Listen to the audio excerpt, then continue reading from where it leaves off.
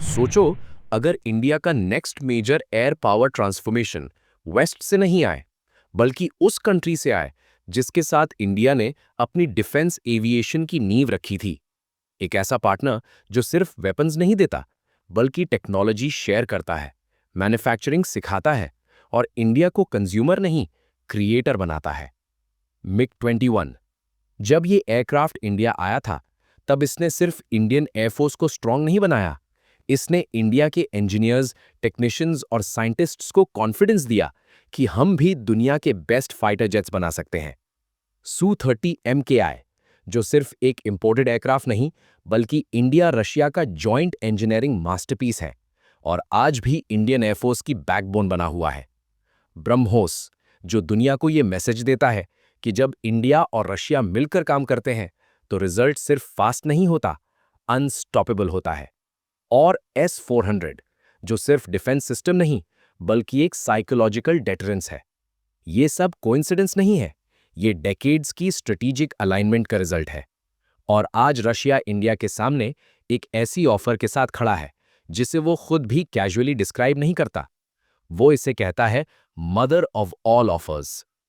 Offer सिर्फ एक fighter jet की नहीं है, ऑफर एक पूरी जनरेशन लीप की है। Sukhoi Su-57 fifth generation stealth fighter, full technology transfer के साथ, इंडिया में को प्रोडक्शन के साथ और फ्यूचर वेरिएंट्स पर जॉइंट कंट्रोल के साथ। ये एक ऐसी चीज है जो वेस्ट ने कभी इंडिया को ऑफर नहीं की, और इसलिए ये डिसीजन सिर्फ प्रोक्योरमेंट का डिसीजन नहीं है, ये एक सिविलाइजेशनल स्ट्रेटेजिक डिसीजन है। आज का इंडिया वो इंडिया नहीं है जो 1990s या अर्ली 2000s में था।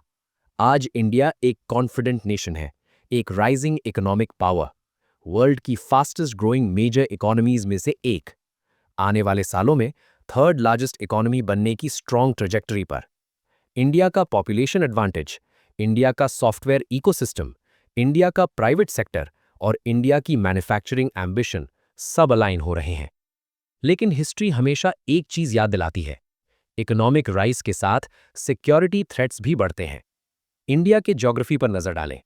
एक तरफ चाइना, जो सिर्फ इकोनॉमी में अग्रेसिव नहीं है, बल्कि मिलिट्री मॉडर्नाइजेशन में भी रूथलेस है। चाइना का J-20 स्टेल्थ फाइटर अब प्रोटोटाइप या शो पीस नहीं रहा, वो ऑपरेशनल है।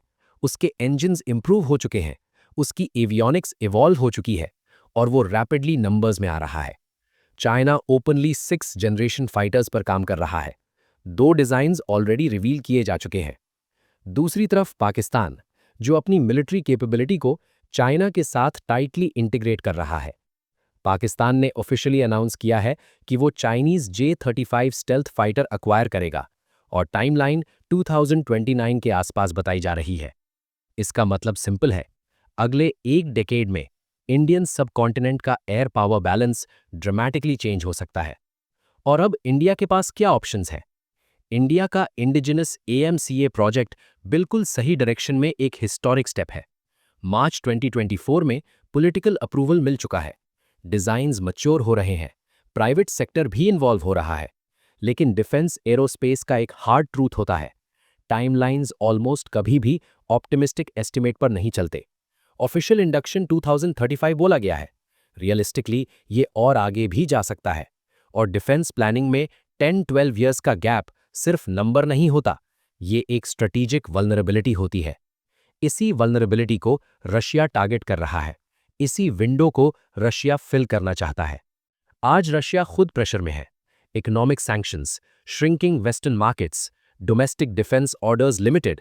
लेकिन रशिया के पास अब भी एक चीज अबंडेंस में है, deep military technology, stealth design, high thrust engines, advance metallurgy, missile science, hypersonic weapons, electronic warfare. Russia ये समझता है कि अकेला चलना मुश्किल होता जा रहा है, और इंडिया ये समझता है कि सिर्फ बाइंग से स्ट्रेटेजिक ऑटोनॉमी नहीं मिलती। इसलिए जब रशिया कहता है complete 5th generation ecosystem open कर देंगे, तो ये सिर्फ मार्केटिंग लाइन नहीं होती। इसका मतलब होता है इंजन के अंदर क्या है, रेडार का सॉफ्टवेयर कैसे काम करता है, स्टेल्थ कोटिंग का कॉम्पोजिशन क्या है, AI डिसीजन मेकिंग का लॉजिक क्या है। ये वही चीजें हैं जो वेस्ट ने डेकेड्स तक इंडिया के लिए रेड लाइंस बनाकर रखी हैं। रशिया के लिए इंडिया आइडियल पार्टनर है, चीप लेबर के लिए नहीं, स्किल्ड मैन पावर के लिए। इंडिया के इंजीनियर्स ऑलरेडी वर्ल्ड के टॉप एरोस्पेस कंपनीज में काम कर रहे हैं। इंडिया का प्राइवेट सेक्टर डिफेंस मैन्युफैक्चरिंग में रैपिडली ग्रो कर रहा है और इंडिया के पास स्केल है। इंडिया के लिए रशिया का ऑफर सिर्फ एक शॉर्टकट नहीं है, ये एक लर्निंग एक्सेलरेटर है। इंडिया रशिया रिलेशनशिप को अगर सिर्फ आज के लेंस से देखा जाए तो पिक्चर इनकम्प्लीट होगी। इस रिलेशनशिप की रूट्स इंडिया की इंडिपेंडेंस के बाद से ही दिख जाती हैं। 1951 में जब कश्मीर इशू यूएन में गया, यूएसएसआर ने इंडिया के फेवर में वीटो यूज किया। ये सिर्फ डिप्लोमेसी नहीं थी, ये ट्रस्ट का सिग्नल था। 1962 के सीनो इंडियन कॉन्फ्लिक्ट के दौरान जब चाइना प्रेशर बना रहा था, सोवियत यूनियन ने इंडिया को आइसोलेट नहीं किया। 1971 के बांग्लादेश लिबरेशन वॉर में जब US 7th fleet Indian ocean में एंटर हुई, सोवियत यूनियन ओपनली इंडिया के साथ खड़ा रहा। कोल्ड वॉर के टाइम पर भी इंडिया और यूएसएसआर का रिलेशन सिर्फ डिफेंस तक लिमिटेड नहीं था। Space cooperation, nuclear energy, heavy industries, हर सेक्टर में कोलैबोरेशन था। आज भी रशिया इंडिया के UN security council permanent seat bid का वोकल सपोर्टर है। और डिफेंस ग्राउंड रियलिटी देखी जाए तो इंडियन मिलिट्री का लगभग 60% इक्विपमेंट अभी भी रशियन या सोवियत ओरिजिन का है। मेक इन इंडिया का कॉन्सेप्ट इंडिया के डिफेंस सेक्टर में रशिया के साथ ही शुरू हुआ था। 1960s में MiG-21 के लिए इंडिया में फैक्ट्रीज एस्टैब्लिश हुई। सिर्फ स्क्रू ड्राइवर असेंबली नहीं, प्रॉपर मैन्युफैक्चरिंग। उसी इकोसिस्टम से MiG-27 निकला। उसी एक्सपीरियंस से सुखोई 30 MKI पॉसिबल हुआ। सुखोई 30 MKI सिर्फ लाइसेंस प्रोडक्शन नहीं था, वो जॉइंट डिजाइन, जॉइंट कस्टमाइजेशन और जॉइंट लर्निंग का रिजल्ट था। HAL नासिक में 222 एयरक्राफ्ट बने, कोरापुट में 920 इंजन्स बने। ये सिर्फ नंबर्स नहीं है, ये इंडिया के एरोस्पेस कॉन्फिडेंस के माइलस्टोन्स हैं। टैंक्स, सबमरीन्स, नेवल शिप्स, हर जगह रशियन और सोवियत डीएनए दिखता है। और जब जॉइंट वेंचर्स का सवाल आता है तो ब्रह्मोस एक टेक्स्ट बुक एग्जाम्पल बन चुका है। Jointly developed, jointly produced, jointly exported. आज ब्रह्मोस इंडिया का डिफेंस एक्सपोर्ट ब्रांड बन चुका है। फिलीपींस को डिलीवरीज हो रही हैं, ब्राजील इंटरेस्ट दिखा रहा है, वियतनाम और इंडोनेशिया अग्रीमेंट साइन कर चुके हैं। ये सब बिना ट्रस्ट के पॉसिबल नहीं होता। S-400 का एग्जाम्पल और ज्यादा स्ट्रॉन्ग है। ऑपरेशन सिंदूर के दौरान इंडिया ने ऑफिशियली एक्सेप्ट किया कि S-400 ने रियल थ्रेट्स न्यूट्रलाइज किए। ड्रोन स्वॉर्म्स, मिसाइल्स और एक AEWC एयरक्राफ्ट 313 किलोमीटर्स की रिकॉर्ड रेंज पर। इसी कॉन्फिडेंस के बेस पर इंडिया ने 2025 में 10,000 करोड़ रुपीस के एडिशनल मिसाइल्स ऑर्डर किए। अब फिर से Su-57 पर आते हैं। Su-57 एक टिपिकल स्टेल्थ जेट नहीं है, ये रशियन फिलॉसफी का रिफ्लेक्शन है। स्टेल्थ इंपॉर्टेंट है, लेकिन डॉग फाइट एबिलिटी भी उतनी ही इंपॉर्टेंट है। इसलिए Su-57 सिर्फ रेडार से छुपने की कोशिश नहीं करता, वो मनूवरेबिलिटी से सर्वाइव करता है। मल्टीपल AES रेडार्स सिर्फ फ्रंट में नहीं, साइड और विंग्स पर भी लगे हुए हैं। L band arrays stealth aircraft को डिटेक्ट करने में मदद करते हैं। AI पायलट के वर्कलोड को रिड्यूस करता है। Manned unmanned teeming future warfare का बेस बन रहा है। हाइपरसोनिक मिसाइल कंपैटिबिलिटी इसे एक स्ट्रेटेजिक स्ट्राइक प्लेटफॉर्म बना देती है। और सबसे शॉकिंग पॉइंट, इसका एस्टिमेटेड फ्लाईअवे कॉस्ट लगभग $45 मिलियन।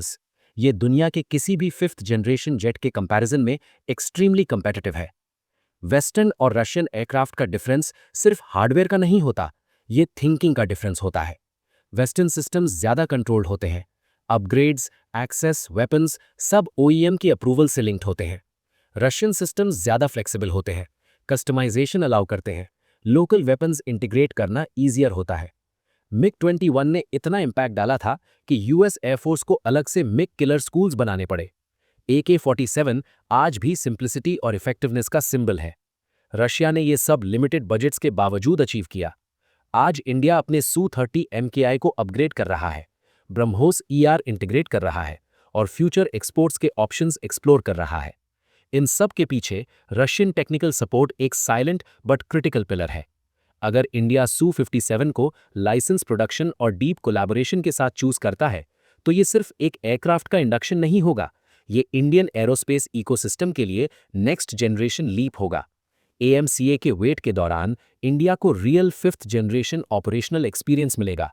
इंजन टेक समझ में आएगी, स्टेल्थ मटेरियल्स पर हैंड्स ऑन नॉलेज मिलेगी, AI कॉम्बैट सिस्टम्स डेवलप होंगे और रशिया के लिए इंडिया एक ऐसा पार्टनर होगा जो Su-57 को सिर्फ सर्वाइव नहीं कराएगा, बल्कि इवॉल्व कराएगा। ये डिसीजन वेस्ट वर्सेस रशिया का नहीं है, ये इमोशन का नहीं है, ये नॉस्टैल्जिया का भी नहीं है। ये इंडिया के लॉन्ग टर्म स्ट्रेटेजिक इंटरेस्ट का डिसीजन है। जैसे मिग-21 ने एक जनरेशन को इंस्पायर किया, जैसे Su-30 MKI ने एयर पावर का बैलेंस शिफ्ट किया, वैसे ही Su-57 इंडिया के लिए एक नया स्ट्रेटेजिक चैप्टर लिख सकता है। हिस्ट्री एक ही बात बार बार प्रूव करती है, जब इंडिया और रशिया मिलकर काम करते हैं तो वो सिर्फ ऑप्शंस चूज नहीं करते, वो फ्यूचर डिफाइन कर देते हैं।